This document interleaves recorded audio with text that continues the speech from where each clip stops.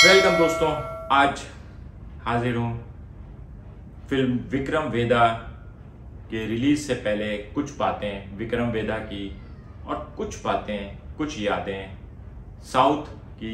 आजकल बड़ा फैशन में है पैन इंडिया मूवीज और बॉलीवुड वर्सेस साउथ जिसमें तेलुगु मूवीज, टॉलीवुड, तमिल मूवीज, कॉलीवुड और मलयालम वगैरह शामिल हैं। लेकिन मैं इन सबको आमतौर पर तमिल मूवीज कहता हूँ या साउथ की मूवीज कहता हूँ। मुझे अलग अलग इसमें डिस्टिंग्विश याद नहीं रहता। मैं इतना ज़्यादा कोई बड़ा फैन भी नहीं हूँ। मैंने कुछ ही साउथ की मूवीज देखी होंगी, वो भी इस वजह से कि जब मुझे पता चला कि फलानी बॉलीवुड मूवी जो है वो उस फिल्म का रीमेक है। मैं आज आप लोगों से कुछ थोड़ी सी यादें शेयर करता हूँ। साउथ की तोहफा फिल्म आई थी, जतिंदर, श्रीदेवी, जया प्रदा और कादिर खान। बचपन था लेकिन फिल्मों का क्रेज था। उस जमाने में ज़्यादा मसरूफियत भी नहीं थी, तो फिल्मी रिसाले पढ़ने का भी बड़ा शौक था। फिल्म देखते थे और अखबार और मैगजीन में उनकी खबरें पढ़ा करते थे। तो उस ज़माने में एक लफ्ज़ इस्तेमाल होता था, साउथ फिल्म इंडस्ट्री या साउथ की फिल्में आजकल बॉलीवुड में आ रही हैं। उस वक्त जतिंदर, जया प्रदा, श्रीदेवी और कादिर खान, जिसमें शक्ति कपूर भी शामिल था, ने बड़ी मशहूर फिल्में दी। हिम्मत वाला, जस्टिस चौधरी, कामयाब, मवाली। फिर एक फिल्म आई गंगवा, रजनीकांत साहब की। क्या अंदाज था जनाब उनका, खास तौर पे सिगरेट जलाने वाला स्टाइल। हर बार वो एक नए अंदाज से सिगरेट जलाते थे। सिगरेट फाइट सीन से पहले सिगरेट को हवा में फेंकते थे। सिगरेट के वापस उनके लबों तक पहुंचने से पहले वो 3-4 गुंडों को जहन्नम पहुंचा चुके होते थे और फिर सिगरेट जलाते थे। फिर उसके बाद बकिया गुंडों को सिगरेट के कश लगा लगा के ठुकाई लगाते थे। ये स्टाइल उस जमाने में लोगों को बहुत भा गया और रजनीकांत साहब जो हैं बॉलीवुड का एक खास हिस्सा बन गए। उन्होंने उसके बाद बॉलीवुड की काफ़ी फिल्मों में काम किया, जिसमें एक उत्तर दक्कन फिल्म मूवी है जो बड़ी मशहूर हुई थी, सुभाष घई साहब ने बनाई थी माधुरी दीक्षित के साथ। और मेरे ख्याल में वो शायद माधुरी दीक्षित की पहली प्रॉपर फिल्म थी। उससे पहले उन्होंने एक आध फिल्म में कोई छोटे मोटे रोल किए थे, तो उत्तर दक्कन में थे। फिर उसके बाद अंजू मंजू तो आप लोगों को याद होगी, चालबाज मूवी। तो रजनीकांत साहब के बाद एक जिक्र आया, हमने फिर साउथ का जिक्र सुना। एक फिल्म आ रही थी दयावान। जब मूवी दयावान आ रही थी तो खबरों में हमने पढ़ा कि ये मूवी जो है ये तो साउथ में कुछ 7-8 जबानों में पहले ही बन चुकी है। कमल हासन ने हर वर्जन में काम किया है और अब बॉलीवुड में फिरोज खान साहब जो हैं वो विनोद खन्ना को लेके इस मूवी को दोबारा बना के क्या करेंगे, ये फिल्म पिट जाएगी। फिल्म हमारे लिहाज से तो बहुत अच्छी थी। शायद दयावान ने एक नए स्टाइल का गुंडा इंट्रोड्यूस कराया, जो गुंडा तो था लेकिन रॉबिन हुड भी था। उसके बाद साउथ से AR रहमान साहब, प्रभु देवा और ख़ास तौर पे मणि रत्नम, प्रोड्यूसर और डायरेक्टर, जिन्होंने हैरत अंगेज मूवीज़ बनाई।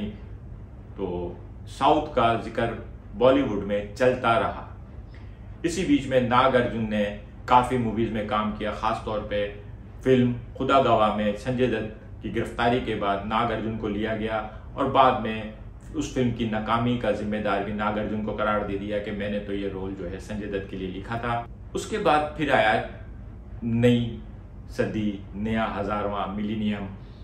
और उस वक्त बॉलीवुड की हर सुपरहिट होने वाली फिल्म के बारे में जिक्र होता है कि जनाब ये साउथ की फलानी फिल्म की नकल है। चाहे सलमान खान की तेरे नाम हो, चाहे अक्षय कुमार की राउडी राठौर हो, चाहे अजय देवगन की सिंघम हो, हमें ये सुनने को मिलता कि ये तो साउथ की किसी फिल्म का रीमेक थी। लोगों की अटेंशन साउथ की मूवीज की तरफ बढ़ने लगी कि आखिर वो लोग ऐसी क्या फिल्में बना रहे हैं कि जिसका रीमेक बॉलीवुड में धड़ाधड़ बन रहा है और बिक रहा है। अहम बात ये थी कि बिक रहा है।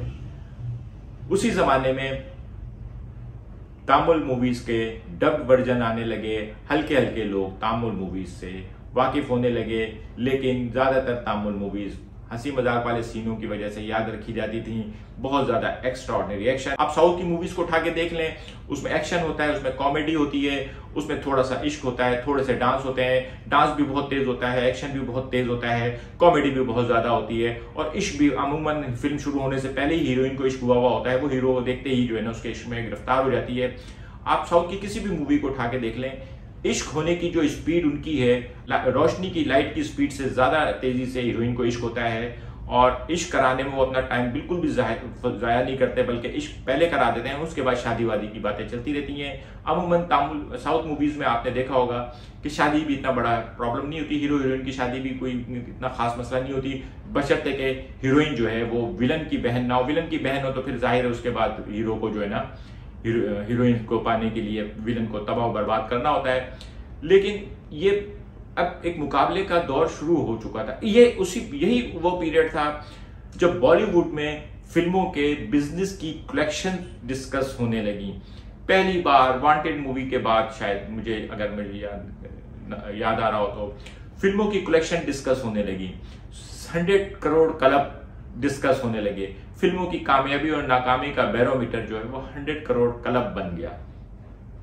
फिर उसके बाद हमने अपना जो बार है वो मजीद ऊंचा किया, और उसके बाद फर्स्ट वीकेंड यानी रिलीज होने के जो वीकेंड होता है उसकी कलेक्शन को काउंट किया जाने लगा। फिल्में 50-60 करोड़ बिजनेस करने लगी।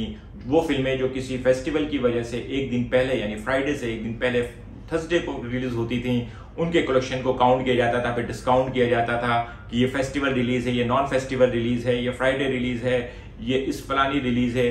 फिर उसके बाद दौर आया जब सलमान खान की फिल्म, जहां तक मुझे याद है प्रेम रतन धन पायो शायद, ने एक ही दिन में 50 करोड़ का बिजनेस कर दिया। ले जी, एक नया लेवल आ गया कि एक पहले दिन ओपनिंग डे बिजनेस या सिंगल डे बिजनेस, और वहां पे अगेन एक मुकाबला शुरू हो गया, ओपनिंग डे बिजनेस या सिंगल डे बिजनेस। क्योंकि कुछ मूवीज ऐसी हुई जो थर्सडे को रिलीज हुई लेकिन उन्होंने बड़ा बिजनेस फ्राइडे को किया, या फ्राइडे को रिलीज हुई, ईद थी या कोई और फेस्टिवल था जिसकी वजह से उस दिन लोग कम आए, लेकिन उसके अगले दिन सैटरडे को ज्यादा बिजनेस हो गया। तो ये बहस चलने लगी, और मूवीज के हिट और कामयाब होने से ज्यादा बहस जो है वो कलेक्शन होने लगी। साथ ही फिल्मों की कलेक्शन के साथ साथ जो है उसके मैन्युफैक्चरिंग कॉस्ट भी बढ़ती चली गई। प्रोडक्शन कॉस्ट को मैं हमेशा मैन्युफैक्चरिंग कॉस्ट कहता हूं, इसके लिए माजरत। तो मैन्युफैक्चरिंग कॉस्ट बढ़ती चली गई फिल्मों की, और फिर उसके बाद आया 2015 जिसने इंडियन मूवीज का, अब मैं वर्ड बॉलीवुड नहीं कर रहा हूं, इंडियन मूवीज का, हिंदी सिनेमा का, इंडियन सिनेमा का लैंडस्केप चेंज कर दिया जब करण जौहर ने बाहुबली बनाई। बाहुबली एक मेगा सुपरहिट मूवी थी, और अचानक कलेक्शन सैकड़ों से निकल के हजारों करोड़ की रेंज में पहुंच गई। बाहुबली पार्ट 1, बाहुबली पार्ट 2, उसके बाद रिसेंटली पोस्ट कोविड में पुष्पा, और अब इस वक्त RRR। इन फिल्मों ने कलेक्शन का वो रिकॉर्ड कायम किया।